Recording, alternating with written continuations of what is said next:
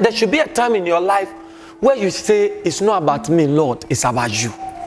Elijah went to pray and said, Lord, they have all deserted you. They've killed all your prophets. I am the only one left. Elijah was so zealous for God and said, Lord, I am the only one left. Can you come to a place you say, Lord, if nobody will do your work, I will stand, I will do your work. If nobody will worship you, Lord, I will worship. If they won't come and sweep the church, I will come and sweep the church.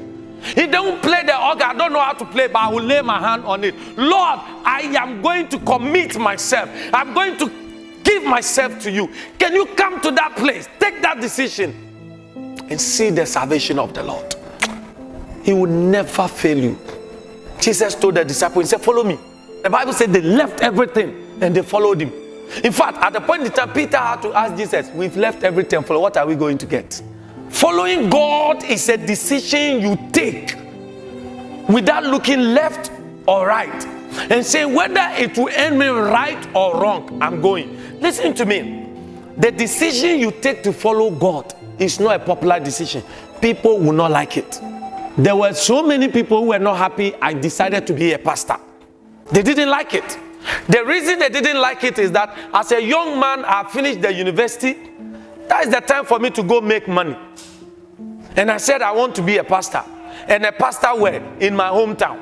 Where there is, I've struggled and then there is no development, no job. I said, God has called me. There were family members who didn't agree with me. Honestly, my girlfriend even didn't agree with me. Yes, it cost me and we ended up breaking up.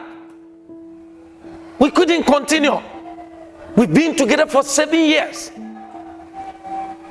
Very wonderful, amazing woman. But it was a tough decision I had to take. It wasn't the right decision in the human face. Because it was a decision to become poor. Listen carefully, very seriously. Because you are taking a decision to follow God. So what is our hope? What are we going to get? What are we going to eat? How is life going to be? Even myself, to be very honest, I was running away from it. I was literally running away from being a pastor. I didn't want to be a pastor. Though growing up, I wanted to be an evangelist. I want to preach the word of God, all right, but not to be a pastor, let alone to start a church. It was never my vision to start a church. I never even planned or dreamt it. One day I woke up, the Lord said, start my church. That was it. I struggled. Thank God for my mother. It was my mom who encouraged me more and said, son, if God is saying do it, do it. I said, Lord, how am I going to do it? I don't even know how to start a church. When you are becoming a pastor, you must even know doctrines. I didn't know doctrines.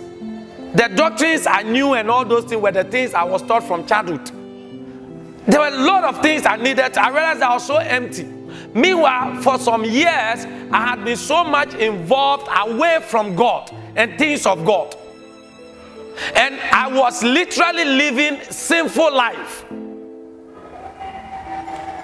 And yet God came to me and said, start my church. It was a difficult decision. But I said, Lord, if you say I should, I will. And I did. And he has never failed me.